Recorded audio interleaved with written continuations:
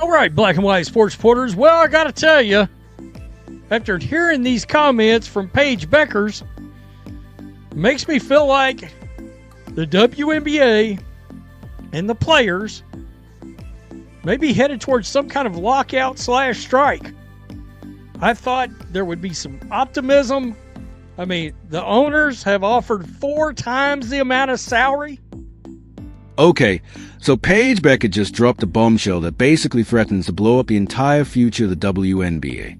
And I am not being theatrical here. Her recent public comments have highlighted something quite important. These contract negotiations are more than just a few stumbling blocks. They are heading straight for a terrible tragedy that could endanger the entire year of 2026. And this is what you need to know. This is not your average contract issue in which certain players demand more money and everyone eventually shakes hands and moves on. No, we're referring to a potential league-wide stoppage.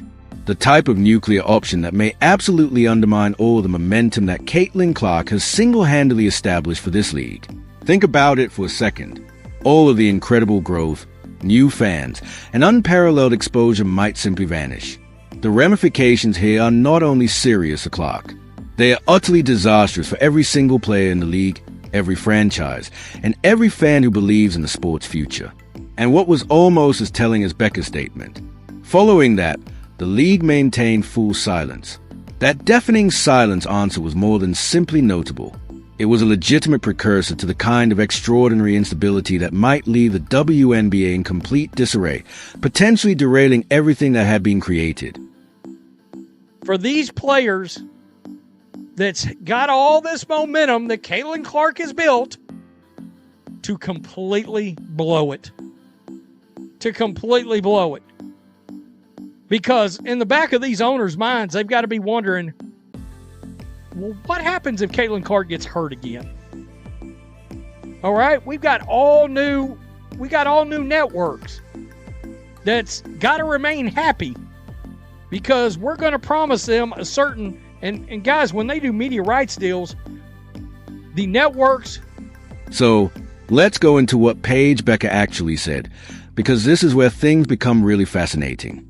Bueckers' statement to Maya Taylor of the Dallas Morning News sent shockwaves through the league headquarters. She made it clear that players are much more than just WNBA players at this point, and she wants pay that reflects their national and international visibility.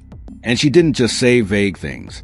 She used concrete instances, such as Nike deals and Gatorade partnerships, to demonstrate her point.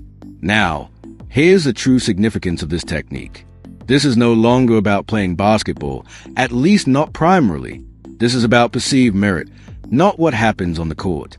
That's a fundamentally different negotiation position that has owners reeling. She is essentially creating a bold line in the sand and daring the league to cross it, challenging them to fulfill these new standards. Here's the kicker that adds to the tension. She is taking this harsh stance despite the fact that there are already some really rich offers on the table. Offers that would have appeared unbelievable just a few years ago. There is that the 2026 season is jeopardized. Paige Bueckers hints WNBA CBA talks are far from over. Dallas Wings star Paige Bueckers spoke with Maya Taylor of the Dallas Morning News on December 9 and didn't mince words about the ongoing CBA negotiations. Quote, "We can do things off the court. We can bring more visibility and eyes," Bueckers said. Quote, "We're in the national media, on commercials, and do large sponsorship deals with brands like Nike, Gatorade, and stuff." Let me break down what the owners have put on the table, because the numbers make the current deadlock even more startling. The ownership group has already offered athletes a deal worth 4 times their existing compensation structure. We're talking quadruple the money, which is extraordinarily tremendous by any measure. Along with that, they proposed the Supermax contracts, which would pay great players at unprecedented level for the league, as well as a larger revenue share, giving players a direct stake in the league's success. And when you add it all up, it's an unparalleled compensation package that should have been the watershed moment everyone had been waiting for. This was supposed to be it, correct? When peace was ultimately restored, players and owners clasped hands, and everyone moved ahead together into this bright new era of WNBA success. However, Bueckers' recent comments indicate that this generous offer is insufficient to meet the players' expectations. Many individuals are baffled by this. The generosity that owners expected to close the deal appears to be feeding this insatiable demand for more, leaving ownership groups bewildered and increasingly upset, openly questioning what further they could possibly offer to make this work. And you can hear the frustration in their voices when they discuss it behind closed doors. Quote, "We're in the national media on commercials and do large sponsorship deals with brands like Nike, Gatorade, and stuff that has national, even global visibility. We're more than just WNBA players, and I think we want to get compensated as such," Bueckers said, referring to the players' efforts for increased salaries as part of a new CBA. That's great, but who the hell's going to see Nike and Gatorade ads if there's no games to show them during? I mean, jeez. And look, Bueckers' point of view really shines through here, and you have to hear her say it to understand where she's coming from. She said, and I'm paraphrasing the main point here, let's be honest about what's going on in these conversations. The original CBA deadline of October 31st was not just missed by a few days. It was completely smashed with no deal in sight, which was a first big red flag. Then November 30th arrived, and everyone hoped that the extra month would be enough time to work things out. But guess what? That deadline came and went, with similar outcomes. Another failure to reach agreement. And this is what you need to know. These are not trivial administrative delays that may be dismissed as regular bargaining back and forth. These are glaring red lights, warning signs that there are deep, fundamental, unresolved issues plaguing both sides and impeding any meaningful development. The league is currently functioning severely behind schedule, resulting in a logistical nightmare that is developing in slow motion right in front of our eyes. Each missed deadline significantly undermines the league's reputation, and it is causing everyone concerned to feel increasingly uneasy. Players, owners, sponsors, and, most importantly, fans who are following the drama and wondering if there will be a season to watch. Doesn't sound optimistic about how the negotiations are going thus far, where they might be headed in the future. Wow. I mean, all this momentum, and look, they started losing momentum when Caitlin Clark got hurt. Much to the chagrin of Time Magazine. Oh, 5% up, 6% up. No, there's just a new way of judging the ratings now. That's all. When we found out Caitlin Clark was absent and going to stay absent. So now we're staring down the barrel of a key January 9th deadline. And this is the final precipice we are standing on. If the deal isn't ratified by that date, we're not going to push it back another month and try again. We're talking about serious structural issues that might undermine the fundamental foundation of the forthcoming season. Let me be clear about what's at risk now, as this has progressed far beyond the basic issues.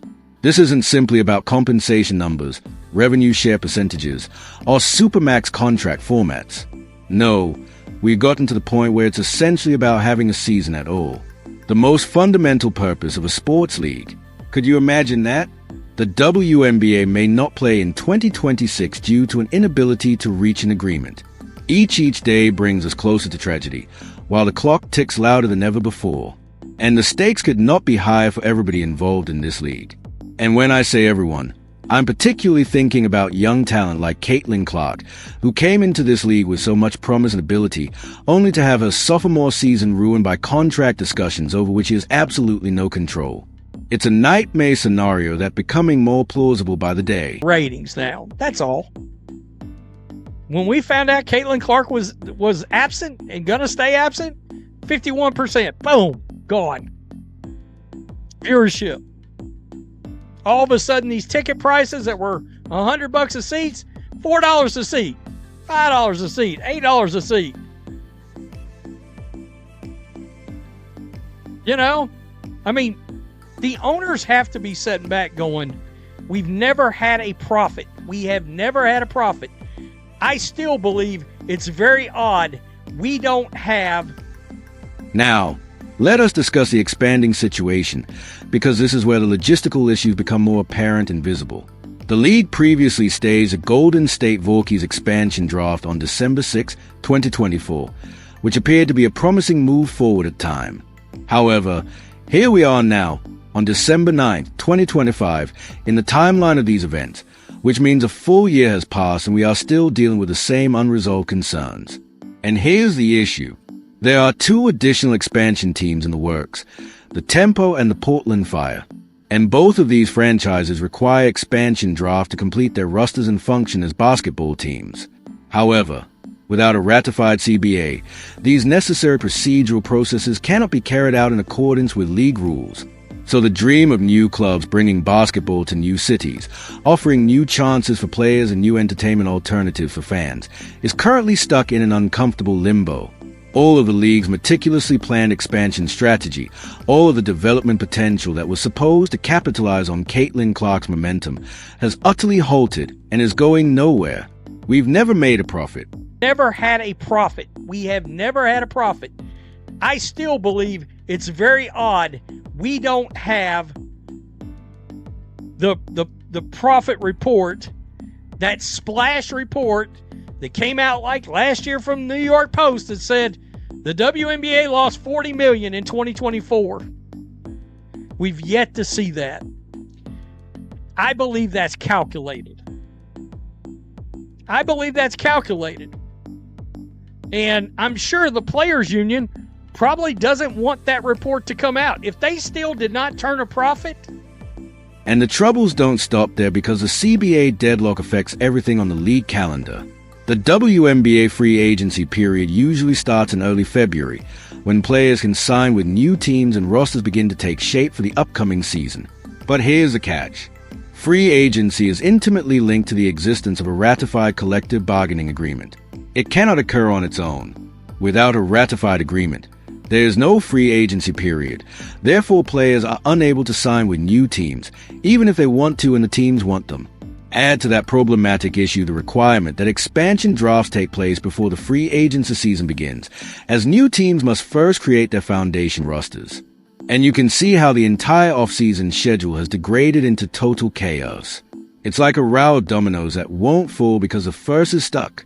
Players that want to sign new contracts, relocate to a new city, and start again with a different team are left hanging in the balance. Their professional lives are virtually on hold while discussions continue. It's frustrating for everyone involved. You're going to ride that car right into a brick wall. Right into a bridge embankment. Take your money, start making some money, and then renegotiate. 2 years from now, 3 years from now, look, the league is going to start making... I do see comments where people are like, well, the league's not going to make a profit anyway. No, provided these players don't get too greedy, they will make a profit now because of the new media rights deal. All right, when you're going from, $60 million a year to $260 million a year. Here's a nightmare scenario that keeps the owners awake at night. And honestly, every WNBA fan should be terrified. With each deadline that is prolonged, with each week that goes without resolution, the likelihood of the 2026 season being significantly jeopardized increases dramatically. And when I talk about players departing, I need to define what that means in this context because it is a pinnacle of that concept. We're not talking about players physically leaving to play in other international leagues, though that may happen as well. No, we're discussing something even more fundamental. The WNBA may not play at all, resulting in a mass withdrawal from the court for the entire year. Just consider what that entails. All of the momentum the league has established, all of the future possibilities, and everything Caitlin Clark sparked with her amazing rookie season could all vanish in a heartbeat, as if it never happened at all. The new fans who had just found women's basketball would move on to other sports and entertainment. The media coverage would cease. Sponsors would redirect their funds elsewhere. It would be a very disastrous consequence for the league, potentially pushing women's professional basketball back a decade or more. The worst aspect is that it would be completely self-inflicted. Becca has been rather open about where things stand in these negotiations, and her statements do not encourage confidence. She acknowledged publicly that the CBA negotiations are far from over, which is a diplomatic way of expressing they are still battling to find common ground. But it's her tone that's most telling here. Because when you listen to how she characterizes these conversations, you can sense a tremendous pessimism about where things are going. She is strongly implying that the next deadline, January 9th, may also be missed, just like all other deadlines that pass without resolution. And here's why it means so much. This isn't merely a negotiating strategy in which you act negative in order to lessen expectations or gain power. When you examine what she is saying and how she is saying it, it appears to be a genuine admission that there are insurmountable divisions between the two parties, fundamental disagreements that are difficult to bridge. It's like a warning shot to the entire WNBA. A signal flare suggesting that if nothing changes drastically and quickly, bad things will happen. Let's talk about the elephant in the room here. Because there's one person who gets more attention than anyone else in this league, and everyone knows who I'm talking about. Caitlin Clark. The owners are well aware of this, especially because her presence on the floor has resulted in unparalleled interest in the WNBA. Here's the awful truth about the situation. Her presence, or absence, literally impacts broadcast ratings, ticket sales, product revenue, and total league prominence in ways never seen before in WNBA history. We have never seen a single player have such a significant impact on the league's commercial performance. Her power in this equation is undeniable, creating a significant leverage point that both players and owners are well aware when they negotiate these extremely high-stakes deals. The players understand that Clark's star status provides some bargaining power, while the owners recognize that maintaining their investment in Clark's future is critical to the league's financial stability. It makes her impact incredibly critical to how these discussions unfold. And here's something that truly bothers the ownership group when they think about the future. They are really concerned about Caitlin Clark's health and what might happen if she is harmed again. They are still scarred by what occurred before, tormented by the fear of what will happen if Caitlin Clark is gravely injured again and must miss considerable time because they've seen this movie before, and it was a disaster for the league's bottom line. Her prior injury resulted in an astonishing 51% decline in viewing, effectively cutting the audience in half. Not only did TV ratings plummet, but so did other metrics. Ticket prices fell from over $100 to bargain seller levels as fan excitement waned without the primary attraction. The owners have seen firsthand how fragile the league's recent success is without its biggest player on the court. And it's a terrible notion to consider as these discussions continue to stall and the very existence of a 2026 season is in jeopardy.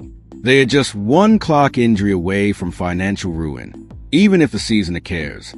Now, let's talk about media networks, because they play a significant role in this equation and aren't just passive observers. These large television corporations have made substantial investments in WNBA broadcast rights, anticipating specific viewership levels led by stars such as Caitlin Clark and the league's increasing trajectory. But here's how the television industry actually works. If the expected ratings are not met, or if the numbers fall short of what was promised, the networks do not simply shrug and accept the results. No, they expect recompense, typically in the form of additional advertisement spaces, more programming for their buck, new content requirements, or whatever it takes to make up the financial difference in their opinion. Consider what would happen if the season was completely jeopardized. We're talking about zero ratings, an absolute flop, and the complete breakdown of these critical media partnerships that were supposed to serve as a foundation for the league's new financial model. You'd be facing potential breach of contract litigation, enormous financial fines, and the end of partnerships with broadcasting partners. What was intended to be a goldmine of media revenue will become a financial black hole, sucking money out of the league rather than putting it in. Here's a tough financial reality that puts all of these contract demands in stark relief. Historically, the WNBA has never made a profit. Not once, not even close. For years, the NBA has funded the league, which has been losing money while gradually expanding its fan base and infrastructure. And while particular financial details are notoriously difficult to establish because the league does not publicly provide detailed numbers, various stories, albeit unsubstantiated by the league itself, have stated that the WNBA lost an astounding $40 million in just 20. Consider that amount for a second. In a single year, the company lost $40 million. The owners are literally losing money year after year, all the while expecting that Caitlin Clark's arrival will completely transform the narrative and make this a sustainable business. And While particular financial details are notoriously difficult to establish because the league does not publicly provide detailed numbers, various stories, albeit unsubstantiated by the league itself, have stated that the WNBA lost an astounding $40 million in just 20. Consider that amount for a second. In a single year, the company lost $40 million. The owners are literally losing money year after year, all the while expecting that Caitlin Clark's arrival will completely transform the narrative and make this a sustainable business. The stats are simply astonishing. The league went from collecting a modest $60 million per year under the previous arrangement to an absolutely staggering $260 million per year under this current agreement. Take a second to process that. That's more than 4 times the previous figure, representing a massive rise in media revenue. This agreement was meant to be the promised land that everyone had been working for. The golden ticket to financial success and a solid future for women's professional basketball. It was expected to ensure financial stability for decades to come, enabling resources to pay players more, invest in facilities, expand the league, and ultimately make the entire operation sustainable. But here's the catch. That is only possible if the players do not become overly greedy and demand so much that they derail everything that has been painstakingly established over the league's history. The money is there. The question is whether everyone can agree on how to distribute it. This takes us to the million-dollar question. Actually, this is a multi-million-dollar question. While this new media contract should supposedly return the league to profitability for the first time in its history, everyone has the same question. How much profit are we actually talking about here? Is there going to be a $10 million net profit? If everything goes well, the number may be $20 million or $30 million. And this is when the rubber hits the road. Is that amount of profit sufficient for owners who have been bleeding millions of dollars for decades, continually losing money year after year while sustaining and subsidizing this league with their own money? These proprietors have endured enormous losses over the years, sponsoring women's professional basketball as a passion project rather than an economic enterprise. So, now that profitability is finally on the horizon, you can understand their dissatisfaction because players' current expectations, if not drastically reduced, may potentially eat away at these new gains before they are realized. There's a very real possibility that the league will barely break even despite the big revenue increase. Or, even worse, high player costs put the league in the negative while generating $260 million every year. That would be a complete disgrace and a missed opportunity. Now, here's something really interesting that adds another degree of complexity to the problem, and it's sort of a dark undercurrent that isn't discussed much in public. There is an unsaid fact that some WNBA leadership and even certain figures within the NBA power structure were initially hesitant to welcome Caitlin Clark into the league. According to internal sources familiar with these behind-the-scenes dynamics, there was a clique of established figures who didn't want her in the first place, either because they were scared by her fame or didn't think she fit their vision for the league, or for other reasons. This underlying opposition to the player who became the league's biggest draw and rescuer adds another fascinating and unsettling element of complexity to the ongoing negotiations. It generates potential sabotage scenarios in which some parties may not be negotiating in good faith. It also makes it more difficult to create and sustain confidence among the various factions. When you have people at the table who never wanted your biggest star in the first place, how do you establish the trust required to negotiate a complex deal? So, here's where we are right now in this standoff.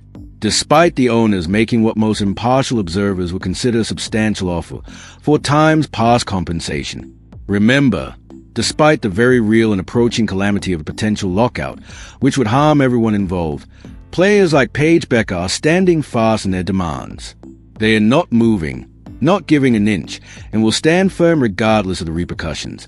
This unwavering posture, this stubbornness to compromise even in the face of tragedy, is precisely why we keep seeing extensions occur. Why are conversations going on indefinitely? Why do deadlines constantly being missed without resolution? The players' union plainly believes they have more clout than the owners, that they can push harder and gain more, even if it means risking the golden goose that Caitlin Clark served up on a silver platter. It's a calculated risk, but one that could backfire. If they misunderstood their situation, they will react spectacularly. There's a scary message going around among league observers, analysts, and those who understand the business factors at play. They claim that the players are riding Clark's momentum like a wave, but they are headed straight for a brick wall, or, as some have put it, right into a bridge embankment.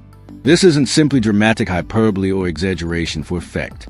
This is a stark, serious prediction of potential self-inflicted doom. A warning that the players may be ruining the exact platform and opportunity that may eventually make them financially viable as professional sportsmen and globally renowned as great sports stars. The risk here is very real. They may undo everything that has been accomplished, all of the progress, all of the new fans, all of the media attention, all of the sponsorship money, everything, simply by overplaying their hand in these discussions. Women's professional basketball would suffer a historic setback. Let's speak about what this means for fans, because they are the ones who suffer the most when leagues clash. Caitlin Clark's injury prevented fans from seeing her play as much as they would have liked last year, which was a significant letdown for everyone who had been looking forward to a historic rookie season. People had bought tickets, organized their calendars around watching games, and purchased a jersey, only to be robbed of that experience due to an accident. Now, with the CBA standoff threatening to cancel, there's a very real and growing danger that Clark won't be able to play this coming season for entirely different reasons that have nothing to do with basketball and everything to do with business negotiations. Consider the potential twin punch to the league's momentum and fan engagement. The most popular player in women's basketball has been AWOL for 2 years in a row. That would be incredibly terrible for the WNBA's growth trajectory, quenching the raging fire of new interest that Clark created when she first appeared on the scene, and permanently driving all of those new casual fans away to other entertainment options. They aren't going to wait around forever. So, here's the bottom line, and I want to underline that because it's critical to grasp what's at risk. If the WNBA truly squanders the unprecedented momentum that Caitlin Clark has built, if they manage to destroy the league's future due to insatiable demands and an inability to compromise when compromise is desperately needed, it will be the ultimate betrayal of the sport and its supporters. Caitlin Clark has given this league an amazing golden ticket. Women's basketball has never had a better chance at long-term profitability, mainstream cultural significance, and worldwide recognition than it does now. She brought attention, enthusiasm, and economic prospects. To squander all of that now, to lose it all in a protracted battle about how to divide up the scraps of an unrealized windfall, would be the most WNBA thing imaginable. And I do not intend this as a compliment. It would be a perfect embodiment of the league's long history of shooting itself in the foot just when success is about to arrive. And it would leave everyone involved, particularly Caitlin Clark, who had worked so hard to elevate this league, feeling enraged and betrayed by those who were supposed to be the guardians of women's professional basketball.